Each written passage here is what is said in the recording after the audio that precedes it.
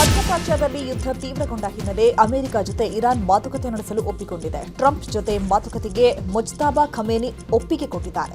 ಕೊಲ್ಲಿ ರಾಷ್ಟ್ರಗಳ ಯುದ್ಧ ಶಮನಗೊಳಿಸಲು ಯತ್ನಿಸಲಾಗ್ತಾ ಇದ್ದು, ಟ್ರಂಪ್ ಷರತ್ತುಗಳಿಗೆ ಖಮೇನಿ ಒಪ್ತಾರಾ ಅಂತ ಕಾದು ನೋಡಬೇಕಿದೆ. ಈಗಾಗಲೇ ಒಂದು ಹಂತದಲ್ಲಿ ಅಧಿಕಾರಿಗಳ ಜೊತೆ ವೈಟ್ ಹೌಸ್ ಅಧಿಕಾರಿಗಳು ಚರ್ಚೆ ನಡೆಸಿದ್ದಾರೆ.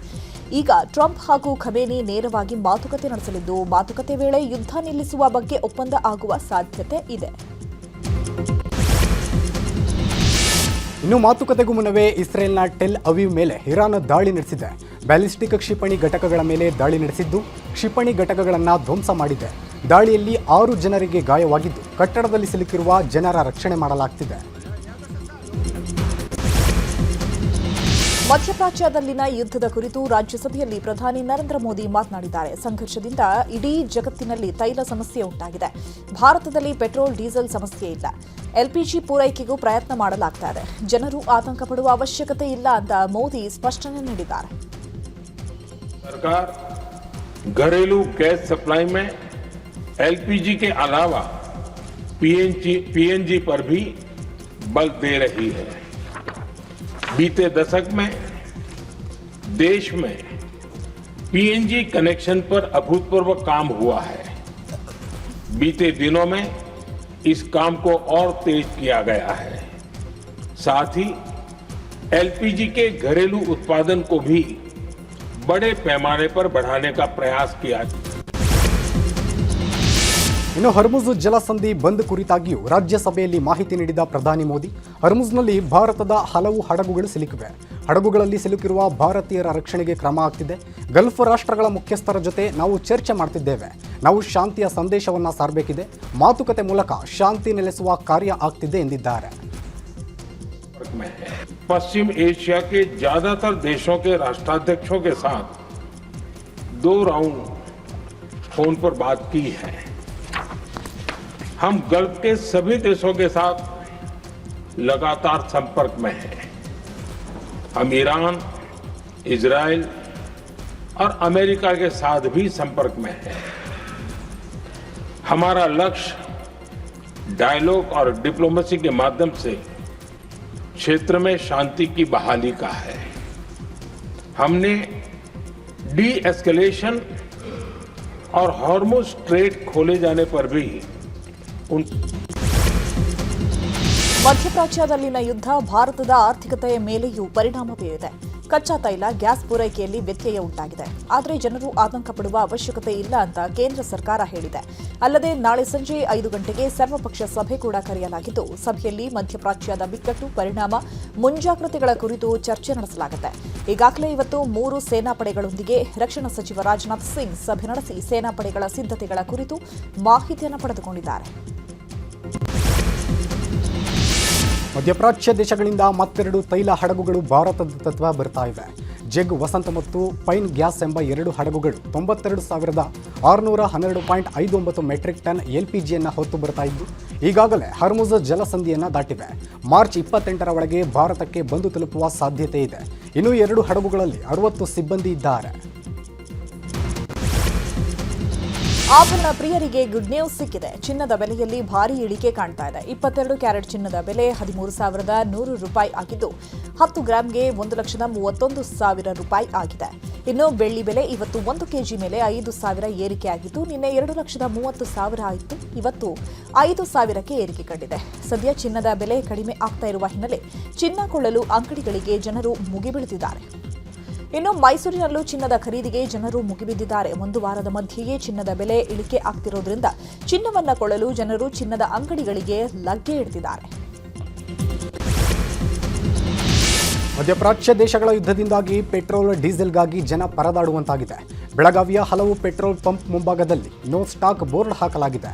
ಬೆಳಗಾವಿಯ ಅಜಂ ನಗರದ ಭಾರತ ಪೆಟ್ರೋಲ್ ಪಂಪ್ ಬಂದ್ ಮಾಡಲಾಗಿದ್ದು, 2 ದಿನದಿಂದ ದೇಸೂರ ಡಿಪೋದಲ್ಲಿ ಕೇಳಿದ್ರೂ ಸ್ಟಾಕ್ ಇಲ್ಲ ಅಂತಿದ್ದಾರೆ.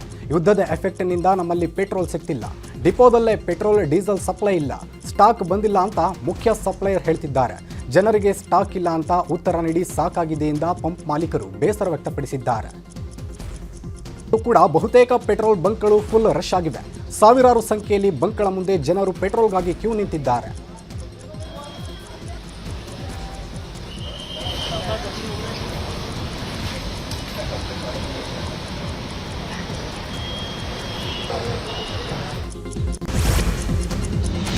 ಇರಾನ್ ಅಮೆರಿಕ ಯುದ್ಧದ ನಡುವೆ ಇಂಧನದ ದರ ಏರಿಕೆಯ ಬಿಸಿ ಶುರುವಾಗಿದೆ.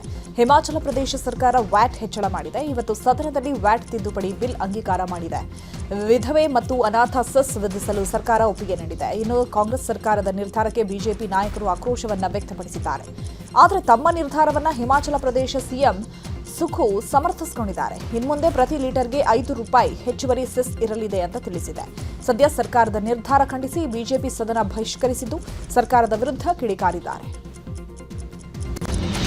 ಇಸ್ರೇಲ್ ಇರಾನ್ ನಡುವಿನ ಯುದ್ಧದ ಎಫೆಕ್ಟ್ ಈಗ ರಸ್ತೆ ಗುಂಡಿ ಮುಚ್ಚೋಕು ಆಗದ ಸ್ಥಿತಿ ಬಂದಿದೆ. ಬೆಂಗಳೂರಲ್ಲಿ ರಸ್ತೆ ಗುಂಡಿ ಮುಚ್ಚಲು ಬಿಟುಮಿನ್ ಕೊರತೆ ಉಂಟಾಗಿದೆ. ಡಾಂಬರೀಕರಣಕ್ಕೆ ಬಳಸುವ ಮಿಶ್ರಣ ಬಿಟುಮಿನ್ನ ಕೊಲ್ಲಿ ರಾಷ್ಟ್ರಗಳಿಂದ ಆಮದು ಮಾಡಿಕೊಳ್ಳಲಾಗುತ್ತೆ.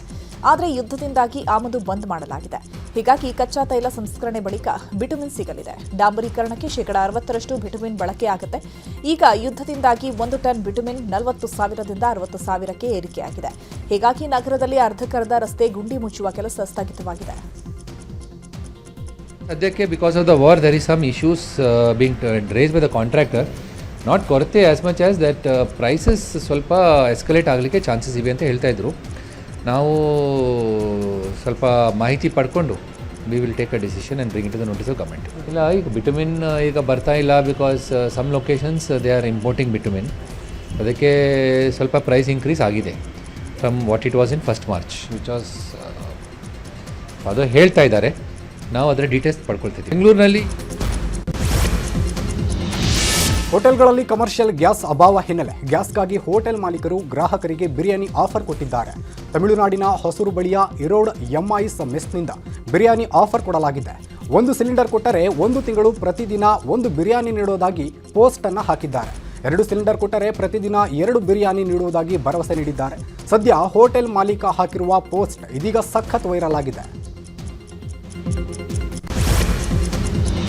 ದಾವಣಗೆರೆಯ ದಕ್ಷಿಣ ಕ್ಷೇತ್ರದ ಬಿಜೆಪಿ ಅಭ್ಯರ್ಥಿ ಶ್ರೀನಿವಾಸ್ ದಾಸ್ ಕರಿಯಪ್ಪ ಭರ್ಜರಿ ಕ್ಯಾಂಪೇನ್ ಮಾಡಿದ್ದಾರೆ.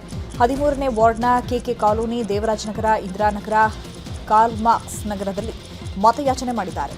ಈ ವೇಳೆ ಬಿಜೆಪಿ ಮುಖಂಡರಾದ ಯಶವಂತರಾವ್ ಜಾಧವ್, ಬಿಜಿ ಅಜಯ್ ಕುಮಾರ್, ರಾಜನಹಳ್ಳಿ ಶಿವಕುಮಾರ್ ಸೇರಿದಂತೆ ಹಲವರು ಸಾಥ್ ಕೊಟ್ಟಿದ್ದಾರೆ. ಇನ್ನು ದಾವಣಗೆರೆಯಲ್ಲಿ ಅಲ್ಪಸಂಖ್ಯಾತರಿಂದ ಟಿಕೆಟ್ ಕೈತಪ್ಪಿದ ಹಿನ್ನೆಲೆ ಬಿಜೆಪಿ ಅಲ್ಪಸಂಖ್ಯಾತರ ಮತ ಸೆಳೆಯೋದಕ್ಕೆ ಕಸರತ್ತು ಆರಂಭಿಸಿದೆ. ಇಮಾಮ್ ನಗರದಲ್ಲಿ ಬಿಜೆಪಿ ಅಭ್ಯರ್ಥಿ ಶ್ರೀನಿವಾಸ್ ಪತ್ನಿ ಸಂಧ್ಯಾ ಪ್ರಚಾರ ಮಾಡಿದ್ದಾರೆ. ಮುಸ್ಲಿಂ ಮನೆಗೆ ತೆರಳಿ ಮತಯಾಚನೆ ಮಾಡಿದ್ದಾರೆ. ಈ ವೇಳೆ ಮುಸ್ಲಿಂ ಮಹಿಳೆಯರು ಹಿಂದೂ ಸಂಪ್ರದಾಯದಂತೆ ಉಡಿ ತುಂಬಿದ್ದಾರೆ.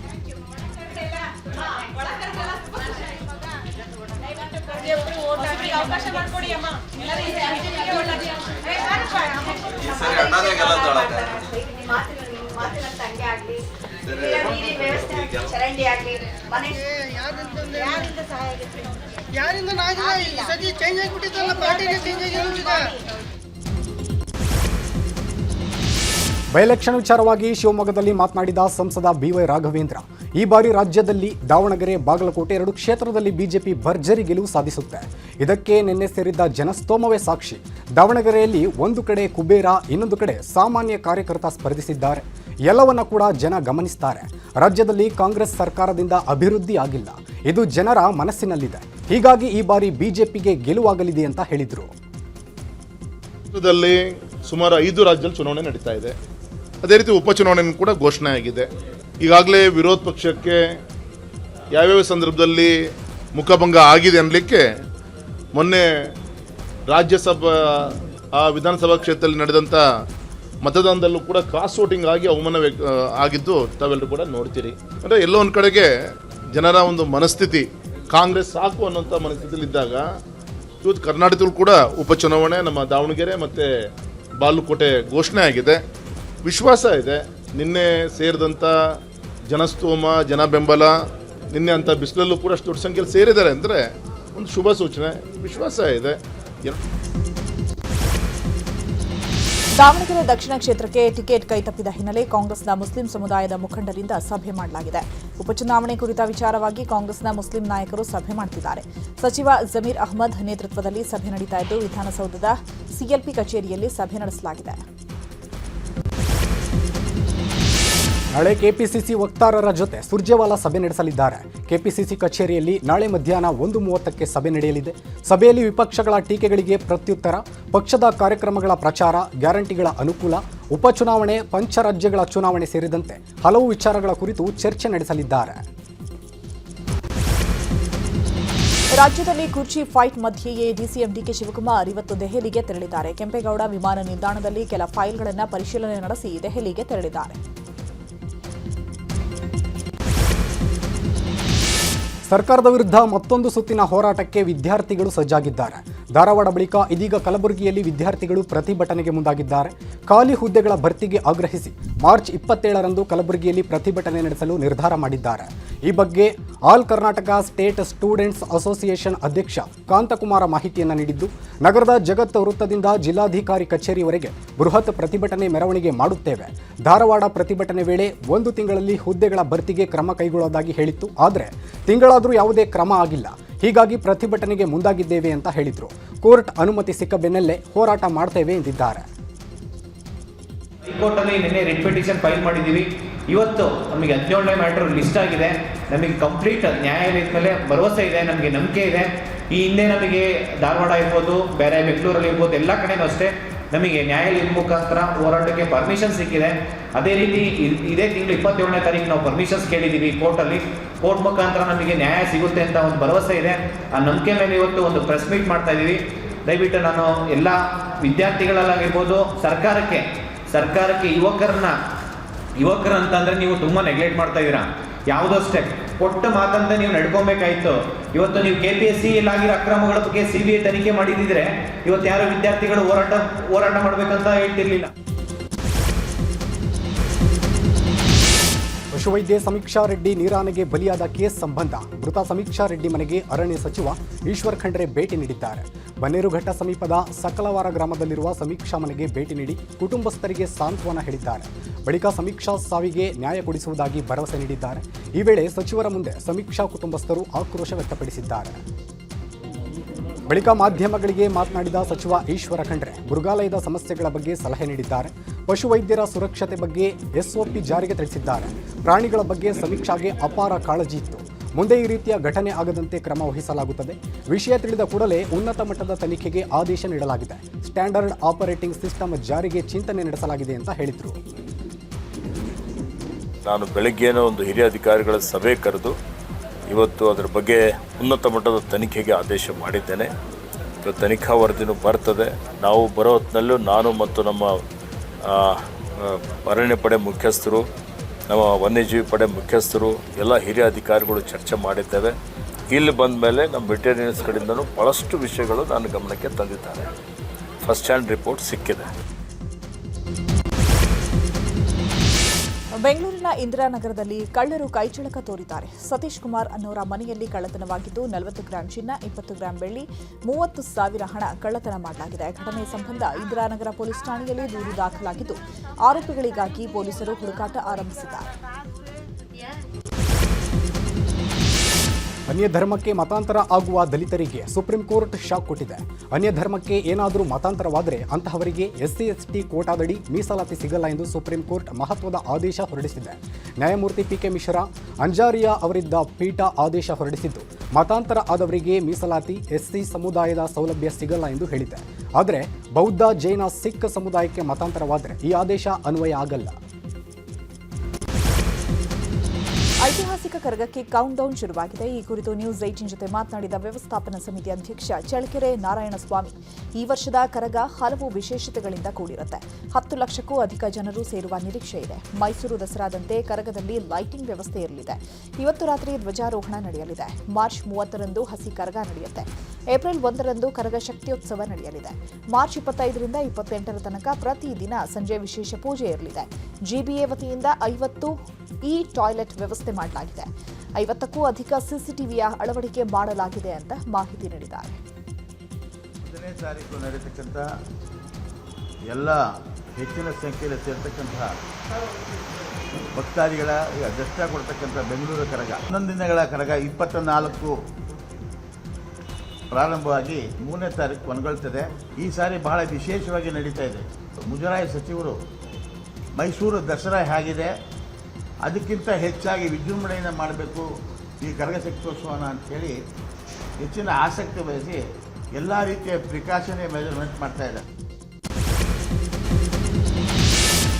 ಆರ್ಸಿಬಿಗೆ ಕನ್ನಡಿಗರ ಹೆಮ್ಮೆ ನಂದಿನಿ ಬ್ರ್ಯಾಂಡ್ ಅಂಬಾಸಿಡರ್ ಆಗಿದೆ. ಈ ಬಾರಿಯ ಐಪಿಎಲ್ನಲ್ಲಿ ಆರ್ಸಿಬಿಗೆ ಕೆಎಂಎಫ್ ಡೈರಿ ಪಾರ್ಟ್ನರ್ ಆಗಿದೆ. ಈ ಬಗ್ಗೆ ಅಧಿಕೃತವಾಗಿ ಕೆಎಂಎಫ್ ಎಂಡಿ ಬಿ ಶಿವಸ್ವಾಮಿ ಹೇಳಿಕೆ ನೀಡಿದ್ದಾರೆ.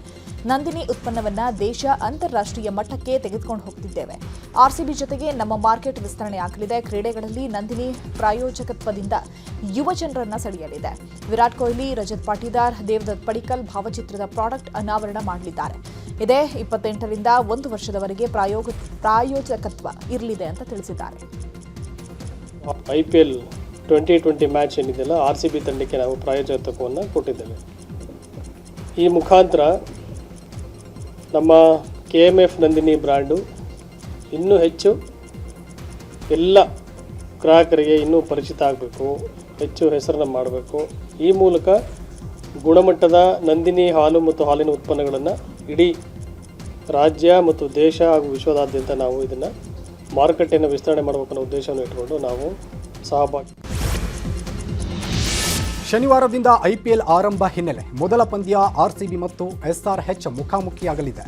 ಇವತ್ತು ಸನ್ರೈಸರ್ಸ್ ಹೈದರಾಬಾದ್ ತಂಡ ಬೆಂಗಳೂರು ಏರ್ಪೋರ್ಟ್ಗೆ ಬಂದಿದ್ದು, ಏರ್ಪೋರ್ಟ್ನಿಂದ ಖಾಸಗಿ ಬಸ್ ಮೂಲಕ ಬೆಂಗಳೂರಿಗೆ ಆಟಗಾರರು ಬಂದಿದ್ದಾರೆ. ಅಭಿಷೇಕ್ ಶರ್ಮಾ, ಮುತ್ತಯ್ಯ, ಮುರಳೀಧರನ್, ಹರ್ಷಲ್ ಪಟೇಲ್, ನಿತೇಶ್ ಕುಮಾರ್ ರೆಡ್ಡಿ ಸೇರಿ ಹಾಗೆ ತಂಡದ ಸದಸ್ಯರು ಆಗಮಿಸಿದ್ದಾರೆ. ಬೆಳಗಾವಿಯಲ್ಲಿ ಮತ್ತೆ ಗುಡುಗು ಸಹಿತ ಆಲಿಕಲ್ಲು ಮಳೆಯಾಗಿದೆ. ಬೆಳಗಾವಿ ನಗರದ ಹಲವು ಬಡಾವಣೆಯಲ್ಲಿ ಮಳೆಯಾಗಿದ್ದು, ಧಾರಾಕಾರ ಮಳೆಯಿಂದಾಗಿ ವಾಹನ ಸವಾರರು ಪರದಾಡಿದ್ದಾರೆ. ಕಲಘಟಕಿಯಲ್ಲಿ ಆಲಿಕಲ್ಲು ಮಳೆಯಿಂದಾಗಿ ಸಾಕಷ್ಟು ಹಾನಿ ಉಂಟಾಗಿತ್ತು. ಈ ಹಿನ್ನೆಲೆ ಸಚಿವ ಸಂತೋಷ್ ಲಾಡ್ ಮಳೆಯಿಂದಾಗಿ ಮನೆಗಳಿಗೆ ಹಾನಿಯಾಗಿದ್ದ ಸಂತ್ರಸ್ತರಿಗೆ ಉಚಿತವಾಗಿ ಹೆಂಚು ವಿತರಣೆ ಮಾಡಿದ್ದಾರೆ. ಮಚಾಪುರ ಗ್ರಾಮದಲ್ಲಿ ಹೆಂಚುಗಳ ವಿತರಣೆ ಮಾಡಲಾಗಿದೆ. ಗ್ರಾಮದ 250ಕ್ಕೂ ಹೆಚ್ಚು ಮನೆಗಳಿಗೆ ಒಟ್ಟು 50,000 ಹೆಂಚುಗಳನ್ನು ವಿತರಣೆ ಮಾಡಲಾಗಿದೆ. ಬಜೆಟ್ ಅಧಿವೇಶನ ಮುಗಿದ ಬಳಿಕ ಸಚಿವ ಸಂತೋಷ್ ಲಾಡ್ ಗ್ರಾಮಕ್ಕೆ ಭೇಟಿ ನೀಡಿ ಪರಿಶೀಲನೆ ನಡೆಸಲಿದ್ದಾರೆ. ಇನ್ನು ಗ್ರಾಮದಲ್ಲಿ ಹೆಂಚು ವಿತರಣೆ ಮಾಡಿದ್ದಕ್ಕೆ ಗ್ರಾಮದ ಜನರು ಸಂತೋಷ್ ಲಾಡ್ಗೆ ಧನ್ಯವಾದ ತಿಳಿಸಿದ್ದಾರೆ.